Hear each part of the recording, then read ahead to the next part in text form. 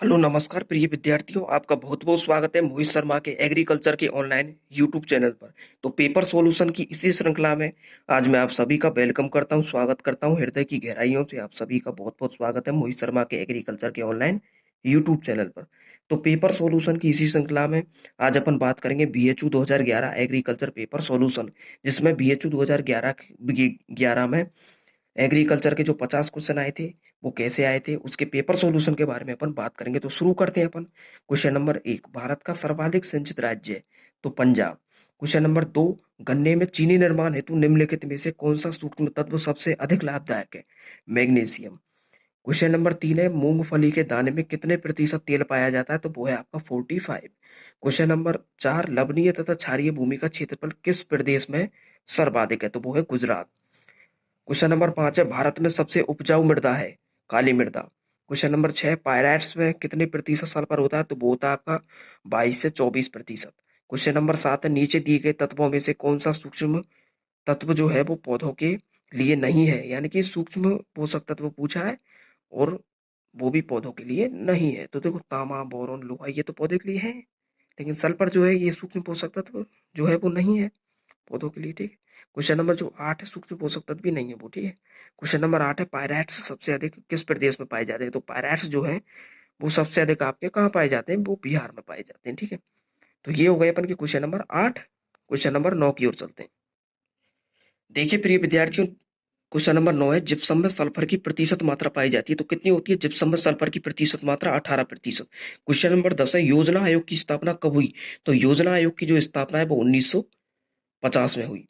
Question number 11, प्रक्षेत्र प्रबंधन में सबसे प्रमुख होती है क्या होती है? विपणन इकाई। क्वेश्चन नंबर 12, भारतीय खाद्य निगम की स्थापना कब हुई? तो 1963 में भारतीय खाद्य निगम की स्थापना हुई, 1963 में। क्वेश्चन नंबर 13, भारतीय रिजर्व बैंक की स्थापना कब हुई? तो वो है 1935, 1935 में। भारत की जनसंख्या गणना 2001 के अनुसार कितने करोड़ है? 102। क्वेश्चन नंबर 15, नाबार्ड की स्थापना कब हुई? तो वो हुई आपकी नाबार्ड की स्थापना 12 जुलाई 1982 को। प्रतिवर्ष 12 जुलाई को नाबार्ड दिवस मनाया जाता है। इसका नाबार्ड का मुख्यालय कहाँ है? मुंबई में। फिर क्वेश्चन नंबर 16 की बात करते हैं। तो पंडित दीनदयाल उपाध्याय जो पशु चिकित्सा विज्ञान एवं अनुसंधान विश्वविद्यालय कहाँ स्थित है? तो वो है आपका मथुरा में। कहाँ पर है? मथुरा में। सेंट्रल डेयरी फार्म कहाँ स्थित है? सेंट्रल डेयरी जो फार्म है वो आपका अलीगढ़ में है। क्वेश्चन नंबर 18, गाय के दूध का कार्बोहाइड्रेट है तो गाय के दूध में कार्बोहाइड्रेट क्या है? लैक्टोज है। क्वेश्चन नंबर 19, भारत में कृत्रिम गर्भाधान यानी कि AI आर्टिफिशियल इंसेमिनेशन, तो कृत्रिम गर्भाधान है वो सबसे पहले कब हुआ था? 1939 में शुरू हुआ, 1939 में। क्वेश्चन नंबर 20 है कि एक गाय को प्रतिदिन नमक कितना देना चाहिए? तो 20 से 30 ग्राम। क्वेश्चन नंबर 21, खलियों में कितनी किसकी प्रचुरता होती है? प्रोटीन की। क्वेश्चन नंबर 22 है, साल्मोनेला नामक रोग किसका होता है? तो साल्मोनेला रोग रक्त का। ठीक है। भारत का सबसे बड़ा पशु मेला कहाँ लगता है? तो भारत का सबसे बड़ा जो पशु मेला सोनपुर बिहार में। ठीक है। और क्वेश्चन नंबर 24 जो है वो है आपका, दलहनी फसलों की जड़ों जड़ों की ग्रंथियों में गुलाबी जो रंग होता है वो किसके कारण होता है? देखो, दलहनी जो फसल होती है उनमें क्या है कि मतलब जड़ ग्रंथि होती है। तो जड़ों की ग्रंथियों में क्या है कि लेग हीमोग्लोबिन, उनके कारण उनकी जो ग्रंथि होती है उनका गुलाबी कलर होता है, लेग हीमोग्लोबिन के कारण। Very very very important. Question number 25 है, काली मिट्टी के लिए सर्वाधिक उपयोगी फसल है यानी कि काली मिट्टी में सबसे अच्छी प्रकार से कौन सी फसल हो जाती है? तो वो है आपकी कपास। चने में प्रोटीन का प्रतिशत होता है 21 से 24%। राष्ट्रीय सोयाबीन अनुसंधान केंद्र कहाँ स्थित है? तो वो है आपका इंदौर में। Question number 28, zinc sulphate monohydrate में जस्ते की प्रतिशत मात्रा होती है कितनी? 35। धान उगाने की जो आपकी डापोक विधि है या डेपोक विधि है, में रोपाई के लिए पौध जो अपन यदि तैयार करेंगे डेपोक विधि से, ये धान उगाने की एक क्या है? डेपोक विधि है रोपाई के लिए। तो उससे यदि अपन पौध तैयार करें तो कितने दिनों में हो जाएगी? 14 दिनों में। क्वेश्चन नंबर 30, गोबर की खाद में P2O5 की प्रतिशत मात्रा होती है 0.25%। रिहंद बांध जो है वो आपका उत्तर प्रदेश में। केंद्रीय बकरी अनुसंधान संस्थान कहाँ? ये आपका मखदूम फरेमत्रा उत्तर प्रदेश में। मखदूम फरेमत्रा उत्तर प्रदेश में। क्वेश्चन नंबर 33 है, मुर्गी के एक अंडे का औसत जो भार है वो कितने ग्राम होता है? तो वो है आपका 30 से 40, मतलब मुर्गी के एक अंडे का जो औसत भार होता है वो आपका 50 से 60 ग्राम होता है। क्वेश्चन नंबर 34 है, बरसीम के हरे चारे में पशुओं के लिए पाचन योग्य प्रोटीन की प्रतिशत मात्रा कितनी है? तो वो है 1.5। क्वेश्चन नंबर 35, पीलिया का संबंध किससे? तो पीलिया जैसे जो रुधिर रुधिर से रिलेटेड है पीलिया, ठीक है। क्वेश्चन नंबर 36 है, खरगोश के मतलब खरगोश में ये पूछा है कि कितने दांत होते हैं, किस खरगोश में कितने दांत होते हैं? 28 दांत होते हैं रेबिट्स के, खरगोश के, ठीक है। क्वेश्चन नंबर 37 है, धान के फूल में कितने पुंकेसर होते हैं? 6 पुंकेसर। और क्वेश्चन नंबर 38 है, वेरी वेरी रोग किस विटामिन की कमी से होता है? तो वेरी वेरी जो रोग है वो विटामिन बी की कमी से होता है। क्वेश्चन नंबर 39 है, मनुष्य के शरीर में पानी की प्रतिशत मात्रा होती है कितनी? 65%। क्वेश्चन नंबर 40 है, ग्लूकोज के एक अणु के ऑक्सीकरण से एटीपी के अणु कितने निकलते हैं? 34। उन्नतशील प्रजाति कार्यक्रम भारत सरकार ने जो था वो कब प्रारंभ किया? वो किया 1966-67 में। क्वेश्चन नंबर 42, खाद्य एवं कृषि संगठन FAO का मुख्यालय कहाँ पर स्थित है? तो वो है आपका रोम, इटली। क्वेश्चन नंबर 43 है, भारत में सर्वप्रथम दूरदर्शन का पहला केंद्र कहाँ स्थापित हुआ? 1959। मतलब कब स्थापित हुआ? 1959 में, ठीक है। क्वेश्चन नंबर 44 है, सामान्यतः पपीता का पेड़ कितने दिनों बाद फल देता है? 12 माह बाद।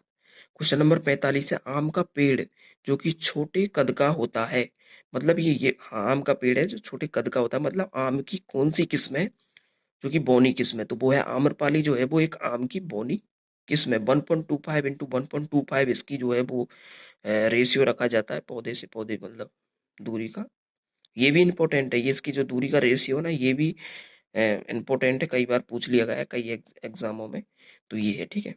और आम की जो एक बौनी मतलब बौनी किस्म है वो आम्रपाली है। क्वेश्चन नंबर 46 है, किस सब्जी में प्रोटीन की मात्रा सर्वाधिक होती है? तो वो है आपकी मटर। क्वेश्चन नंबर 47, आलू की खेती में किस तत्व की अपेक्षाकृत अधिक आवश्यकता? पोटेशियम। अब आ गया आपका क्वेश्चन नंबर 48, दलहनी फसलें किस कुल के अंतर्गत आती है? तो दलहनी जो फसलें होती है उनका कुल जो होता है वो मतलब लेगुमिनेसी भी होता है, फेबेसी भी होता है और पेप्लियो पेप्लियोनेसी भी होता है, ठीक है। ये आपका क्वेश्चन नंबर 48 का राइट आंसर।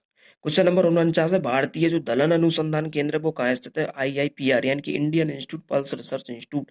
तो ये आपका कानपुर में, उत्तर प्रदेश में, ठीक है। क्वेश्चन नंबर 50 है, गाय के कृंतक और दांतों की संख्या कितनी होती है? तो गाय के जो कृंतक दांत होते हैं उनमें 8 होते हैं, गाय में कृंतक दांतों की संख्या, ठीक है।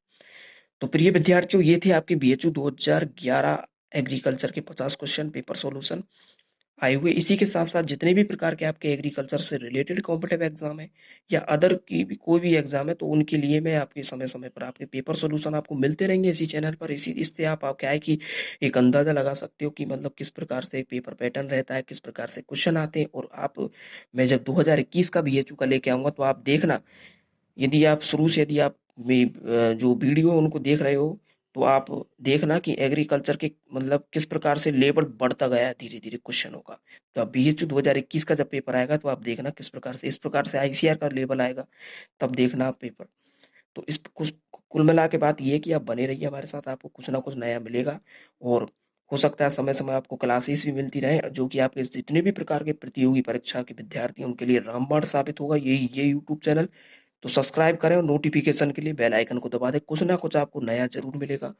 हमारा पूरा प्रयास रहेगा कि हम आपको कुछ ना कुछ नया दें जो कि आपकी प्रतियोगी परीक्षा के लिए वो होगा रामबाण साबित। तो सब्सक्राइब करें, बेल आइकन को दबाएं, प्रेस करें और जुड़े रहें हमेशा हमेशा के लिए। टेलीग्राम चैनल से जुड़ना है तो लिंक डिस्क्रिप्शन में, लिंक से क्लिक नहीं होता है तो टेलीग्राम पर सर्च कर लें एग्री बाय मोहित सर, वहां से आप ओपन हो जाएगा। तो इसी प्रकार से आप बने रहिए, बहुत बहुत धन्यवाद आपका। मिलते हैं किसी और अन्य किसी के साथ, तब तक के लिए आप बने रहिए। जय हिंद, जय भारत, जय जवान, जय किसान। Thank you.